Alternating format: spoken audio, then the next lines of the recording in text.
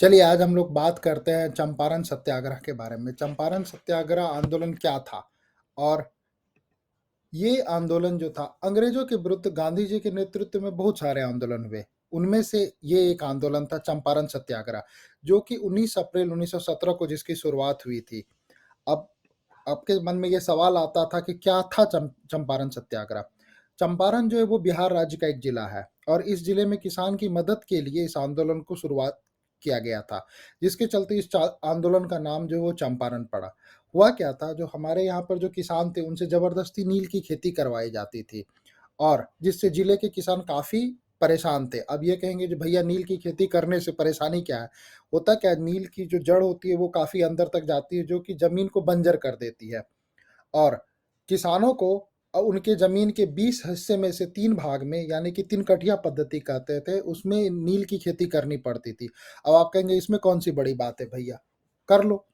लेकिन यहाँ पर भी एक था, जो ये चीज़ों जो थी, अंग्रेज ने वहाँ के लोकल जमींदार को बोला था जो भैया हमें नील चाहिए, और जमींदार को पता था जो किसान की कौन सी जमीन जो उपजाऊ है वहाँ पर वो नील की खेती करवाते थे। बाकी हिस्से में किसान अपने हिसाब से काम करते थे। तो खैर, जिसके कारण से किसान की रोजी रोटी नहीं चल पाती थी। और जब ये सब चीजें हो रही थी उस समय हमारा देश भी आज़ादी की लड़ाई जो था वो शुरू उसने लड़ना शुरू कर दिया था। और उसमें किनका नेतृत्व था, तो ये जो चंपारण सत्याग्रह था उनमें जिन किन किन राजनेताओं ने हिस्सा लिया था उसके बारे में आपको एक बार ब्रीफ कर देता हूँ। महात्मा गांधी, ब्रज किशोर प्रसाद, अनुग्रह नारायण सिंह, रामनवमी प्रसाद, जेवी कृपलानी, राजेंद्र प्रसाद इत्यादि। और बाद में इसमें पंडित जवाहरलाल नेहरू जी भी आके इसमें मिले थे। तो ये जो आंदोलन था ये बाद में बहुत बड़ा रूप से आया था। वह क्या था, चंपारण आंदोलन का जो इतिहास उसके बारे में बता दूं। चंपारण के साहूकार थे राम कुमार शुक्ला और संत राउत, जो लखनऊ में गांधी जी से जाके मिले थे, जो बोले भैया भाई हमारे यहाँ पर बहुत सारा किसानों के साथ अत्याचार हो रहा है, आप आइए हमारे साथ। और उससे कुछ साल पहले ही, 1 साल पहले ही गांधी जी जो थे वो विदेश से आए थे। तो गांधी जी बिहारी थे, जिद्दी थे, जो आप क्या कहते हैं अपने राजकुमार शुक्ल जी। तो वो अपने जिद से 10 अप्रैल 1917 को गांधी जी को चंपारण लाने में सफल हुए। तो गांधी जी के साथ आए थे ब्रज किशोर प्रसाद जी, राजेंद्र प्रसाद और नारायण सिन्हा और रामनाथवी प्रसाद जी। तो जब गांधी जी चंपारण आए तो देखा कि इन्होंने यहाँ पर की तो स्थिति बहुत ही बदहाल है।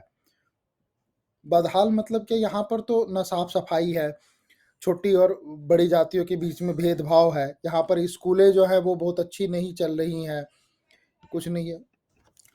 तो गांधी जी ने क्या किया, सबसे पहले चंपारण में स्कूल का निर्माण करवाया। पहला स्कूल उन्होंने चंपारण में बनाया, पश्चिम चंपारण में। दूसरा जो था स्कूल उन्होंने मधुबन में बनाया। गांधी जी यहाँ पर 1 साल तक रहे। फिर क्या हुआ, गांधी जी के खिलाफ जो था वहाँ के मजिस्ट्रेट ने केस दर्ज कर दिया, जो भैया तुम यहाँ पर आके जो ना हमारी जो शांति है उसको भंग कर रहे हो।